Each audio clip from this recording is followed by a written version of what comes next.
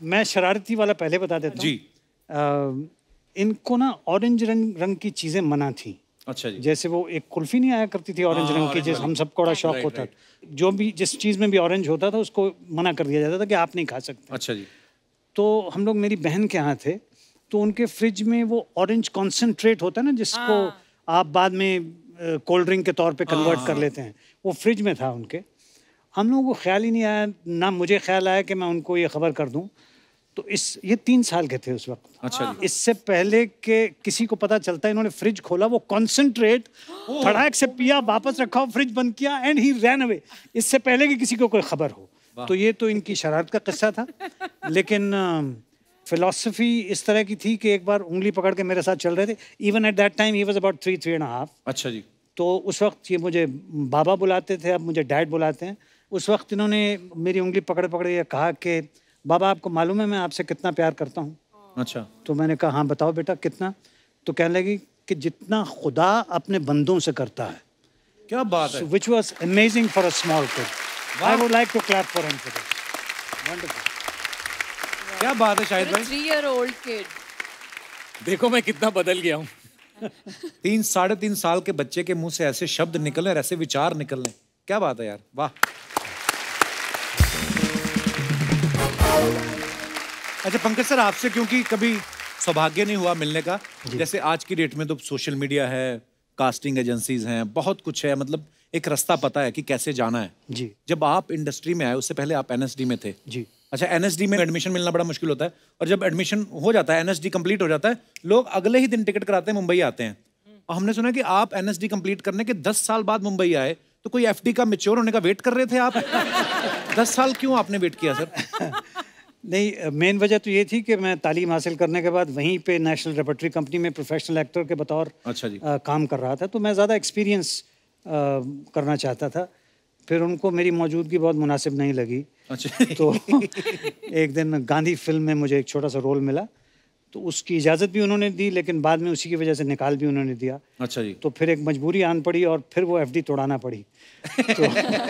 तो फिर वो बम्बई आना पड़ा, और बम्बई आकर के यहाँ पे काम ढूंढने का सिलसिला शुरू हुआ।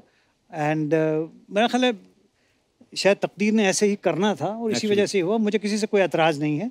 I think it was a beautiful journey, और आज भी मैं जब मुड़ के देखता हूँ तो समझता हूँ कि वहाँ पे रहने का मुझे फ़ायदा ये हुआ कि थोड़ी बहुत अभिनय की मैच्योरिटी हासिल करने में मुझे थोड़ी मदद मिली। और यहाँ आने के बाद मेरी स्ट्रगल तो रही कुछ अरसे के लिए, लेकिन परफॉर्मिंग में उतनी स्ट्रगल नहीं रही। काम तलाशने में ज़रूर स्ट्रगल रही। मैंने एक बार सर, एक समर कैंप होते हैं ना हमारे, वो कैंप लगाने आते हैं एनएसडी वाले, बोलते हैं आप एनएसडी ज्वाइन करना चाहते हैं? मैं कहा हाँ। कहते क्यों? मैं कहा मुझे फिल्मों में जाना। कहते बाहर बैठो। बताते हैं। तो मतलब एनएसडी में ऐसे मैंने सुना है कि जो अगर जाके बोल दे कि फिल्मों में जाना, तो फिर उसको ज़्यादा लाइक नहीं करते भी। पर होता भी यही है कि एनएसडी में जितने कमाल कमाल के एक्टर्स हैं, फिल्म इंडस्ट्री में आए भी, और हम चाहते भी यार अच्छे अच्छे एक्टर्स आए। पर सर आज तो मज़ा आ गया सर आपको देख के। वाह, thank you so much. Thank you, thank you.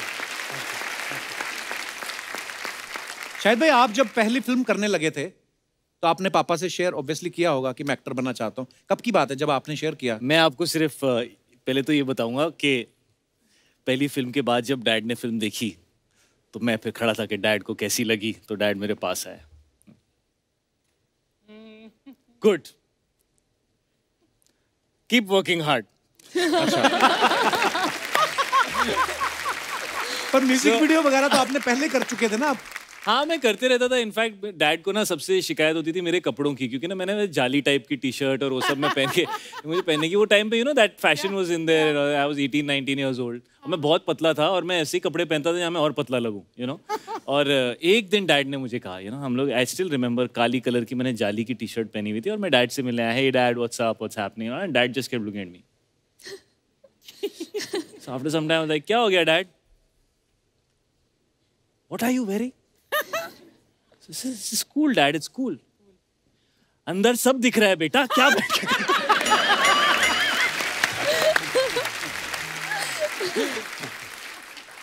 अच्छा, जर्सी में ना एक सॉन्ग है बलिए रे, जिसमें ये मैच से बंक मार के शाहिद जो है मृणाल से मिलने जाते हैं। कॉलेज वाले में भी बंक मारे आपने कभी? जी। क्या करने के लिए? तुम क्या कर रहे थे कॉलेज में? तुमने काहे के लिए बंक किए थे? मेरे कॉलेज में तो लड़कियां भी लड़कों जैसी थी। और भाई क्या हमारा छोड़ा। सीरियसली मतलब उठा लेती थी? था क्या, मतलब ऐसा कुछ बंक मारने वाला था नहीं शायद भाई, मतलब ऐसे ही। तो कुणाल, आपने कभी क्लास बंक किए? हाँ। क्या करने के लिए, क्यों बंक की थी? कैसे सवाल पूछा, एकदम विलन की तरह, क्या करने के लिए? Suddenly, I've never seen this expression on Kapil before. अरे ये अभी तक तो ये हाइड करता था, आज पहली बार इसने अंदर के कपिल को बाहर आने दिया।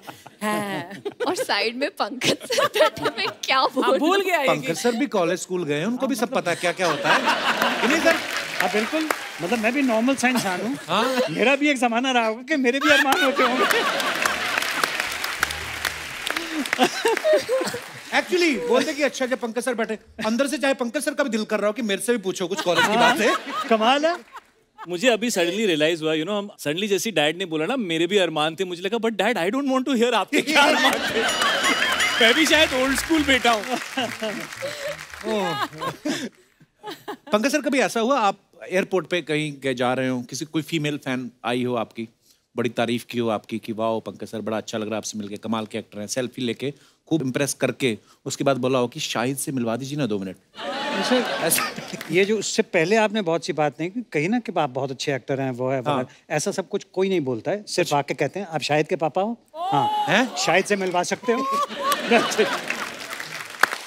And I feel very proud. नहीं, बिल्कुल सर, बिल्कुल। I feel very proud. ये dad is being very kind. मैं अपने एक्सपीरियंस से कह सकता हूँ, मैं जब भी कहीं भी जाता हूँ, चाहे मैं आपके शो पे भी आया हूँ, सबसे पहले बात डैड की होती है और लोगों की आंखों में इतना रिस्पेक्ट और इतना प्यार होता है और एक सवाल भी होता है कि तू कर पाएगा ना अपने बाप का नाम रोशन या नहीं, क्योंकि डैड ऐसे एक्टर हैं कि बहुत लोगों को प्यार है उनसे। और मैंने यही सबसे बड़ी सीख मेरी यही थी कि आप कहीं भी काम करें, चाहे आप टेलीविजन पे करें, चाहे आप OTT पे आजकल काम कर रहे हैं या फिल्में करें या स्टेज पे करें, लेकिन अगर आपके काम में वो ताकत है तो आप ऑडियंस को अट्रैक्ट कर लेते हो, किसी भी प्लेटफॉर्म पे कर लेते हो। और फिर अगर आपका काम दिल को छू जाए तो वो सालों साल तक लोग याद रखते हैं। जैसे हमारी पर्सनल लाइफ में कभी कभी कुछ ऐसे मोमेंट्स होते हैं जो हम कभी भूलते नहीं हैं, अपनी फैमिली के साथ, अपने माँ बाप के साथ, अपने बच्चों के साथ। वैसे ही सिनेमा के अंदर एक ताकत है कि जो स्पेशल एक्टर्स होते हैं वो कुछ ऐसा उस मोमेंट में आपको फील करा देते हैं कि आपको ऐसा लगता है कि वो आपके साथ हुआ था और वो आपके मन में बैठ जाता है। राइट डैड, आपको वो वाला इंसिडेंट बताना चाहिए। कौन सा? जो आप स्टेज पे डैगर फेंकते थे। You must tell everybody this one. ये सबसे पहले मुझे ये इंसिडेंट डैड ने बताया था जब मैं इनसे पूछता था भाई एक्टिंग क्या होती है, क्या होता है। दिस वर्ड है ना, विलिंग सस्पेंशन ऑफ डिसबिलीफ, कि लोगों को लगना नहीं चाहिए कि ये फिल्म बन रही है, असल में हो रहा है, ऐसा लगना चाहिए। तो डैड ने मुझे एक किस्सा अपनी एक्टिंग के बारे में बताया था। Sir please. ये स्टेज के ज़माने की बात है। अच्छा, जब हम लोग थिएटर करते थे तो एक प्ले किया था हम लोगों ने वॉइज़ेक नाम से। अच्छा जी। जॉर्ज ब्यूखनर का प्ले, बड़ा मशहूर प्ले है। तो जिस स्टेज पे हम लोग करते थे वो 20 बाई 20 का स्टेज था सिर्फ। अच्छा, सो वेरी स्मॉल, और ऑडियंस 3 फुट के बाद बैठती थी।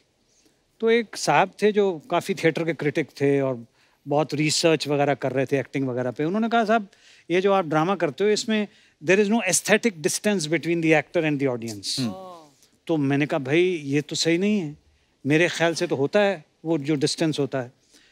तो वॉइज़ेक का शो था, उसमें एक सीन आता है जहाँ पे वो कैरेक्टर, वॉइज़ेक का रोल मैं करता था, जो अपनी बीवी का कत्ल करता है। मतलब ऑब्वियसली कोई हाथ में चाकू नहीं है, लेकिन वो माइम था, उसने कत्ल किया, उसको फेंका, और फेंकने के बाद 3 फुट के बाद ये भाई साहब बैठे हुए थे। और फेंकने के बाद there is no knife in my hand, you and I threw the knife and he put his legs up. So that was my answer to him के वो कन्विक्शन, वो बिलीफ, वो being there in that moment इतना strong था कि वो automatically aesthetic distance audience और character और एक्टर के दरमियान पैदा कर रहा है। बड़ा कुछ सर आपकी फिल्मों से बड़ा आप में, जैसे मैंने पहले कहा कि बहुत सीखा भी है, लोगों ने आगे भी सीखेंगे। मेरे को ऐसे मकबूल का, अच्छा सर मैं मकबूल कभी भी देख लेता हूँ, कितने भी बजे कहीं से भी कोई देख रहा हो तो बीच में से भी देख लेता हूँ। मुझे ऐसे पूछने का मन किया कि एक सीन था जिसमें नसीर साहब और ओमपुरी साहब कुछ बात कर रहे हैं और पंकज सर बैकग्राउंड में कुछ काम कर रहे हैं, तो उनके मुंह से डायलॉग निकलता है, कहता मानना पड़ेगा एक्टर बड़े कमाल हैं अब्बा जी। तो मैं कहा कभी मुलाकात होगी तो सर से पूछूंगा कि ये फिल्म में था कि उन्होंने आपकी परफॉर्मेंस देख के वैसे ही निकल गया। नहीं, ये फिल्म का हिस्सा था। अच्छा जी। ये विशाल साहब का लिखा हुआ डायलॉग था। वो उनके कैरेक्टर को रिफ्लेक्ट करता था कि कह कुछ रहा है, कर कुछ रहा है, करता कुछ और है। सो उस नज़रिए से, but very kind of you to say जो आपने अभी कहा। सर आपने जो छोटे छोटे नुआंसेस थे उसमें मैंने देखा है पंकज सर जब आते हैं ना, जाते हैं कहीं मन्नत मांगने और तब वो इनके साथ होती है तो कुछ बोलते हैं इरफान भाई को, मियाँ ये औरत होती है ना, कुछ तो बड़ा डायलॉग मजेदार बोला था।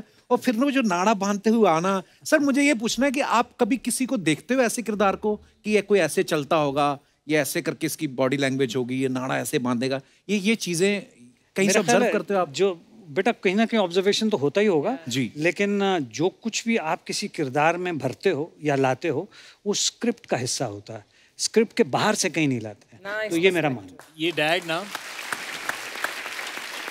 ये जब भी डैड एक्टिंग के बारे में बात करते हैं तो मुझे लग रहा है ना अभी हम लोग बेबी पूल में बैठे हुए हैं, वो छोटी डक्स के साथ खेल रहे हैं and he is swimming deep into his characters. No, he's being very kind. No, but, his understanding. I mean, to be very honest, के अब अच्छा नहीं लगता है कि अपने बेटे के बारे में आप बात करेंगे, वो बेटा आप बाप के बारे में बात कर रहा है इतने अरसे से, मगर आप बजाते खुद जानते ही होंगे कि पिछले कुछ सालों से किस लेवल का काम शायद करते रहे हैं और मेहनत भी करते हैं। हाँ, और उसके लिए I feel so proud as a father कि भाई ये 17-18 साल के थे जब मैंने कुछ ऑडिशन किए थे किसी एक सीरियल को बनाने के लिए। अच्छा जी। उसमें इन्होंने वो स्पीच उठा के डैड डैड डैड डैड मैं भी करूँगा कह के इन्होंने कहा, तो मैंने कहा कर दो भाई, तुम भी कर लो। तो इन्होंने वो किया था। उस वक्त भी मैंने जो मेरे आसपास लोग थे उनसे कहा था he has a very bright future.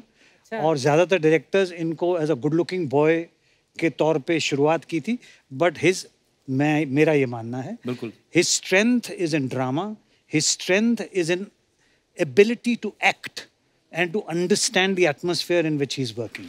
वाह। पर आपने बड़ी सही बात बोली शाहिद भाई, एक तो टैलेंटेड तो हैं ही, मेहनत बड़ी करते हैं अपने किरदार के लिए। अच्छा मैं सच्ची में बोला, मैंने शाहिद भाई से भी शेयर किया था, मैं कहा जब आप पिछली बार आए थे ना तो मैं कबीर सिंह की बात कर रहा था, मैं कहा मैंने इसका वो किरदार ऐसा मेरे जहन में बैठ गया ना, तो मैं कुछ यहाँ से उठा रहा था, मुझे डर लगा कि अगर ये नीचे गिर गया तो मेरे पीछे ना भागना शुरू कर दे, है ना, मतलब इतना। अच्छा कबीर सिंह की बात चली तो उसमें आपने देखा होगा कि ये क्यारा के साथ बाइक पर रोमांस कर रहे हैं, जर्सी में ये मृणाल के साथ बाइक पर रोमांस कर रहे हैं। जो आपके घर में अपनी बाइक हैं वो हैं कि भाभी ने बिकवा दी है कि ये बंदा मतलब है आपकी बाइक कभी भी है घर पे? वो यार तुम ना हमेशा फंसाते हो यार। ये हमेशा ना मीरा के साथ मेरे को ना घर पे जाके फिर उसके, और सर वाइफ के मम्मी पापा भी होते हैं। हाँ जी, हाँ जी। और वो आपका शो बड़ा देखते हैं। सर मेरी वाइफ ने ना पीछे की सीट मेरी दोनों नई बाइक्स की निकाल दी है, कहना पिक्चर में जो कर लिया घर पे अकेले बैठना। सर जैसे आजकल फिल्मों में रोमांस बड़ा खुला हो गया है, जब आप नए नए इंडस्ट्री में आए थे तब इतना खुल्लम खुल्ला नहीं था। जैसे आप जब शाहिद को देखते हो रोमांस करते तो यार आज के दिन तक छोड़ दे यार कपिल। मैं ये बोल रहा हूँ कि आपको ये सोच के दुख होता है कि यार हमारे टाइम पे ऐसा क्यों नहीं था, या आपको खुशी होती कि चलो जो मैं नहीं कर पाया मेरा बेटा कर रहा है, मतलब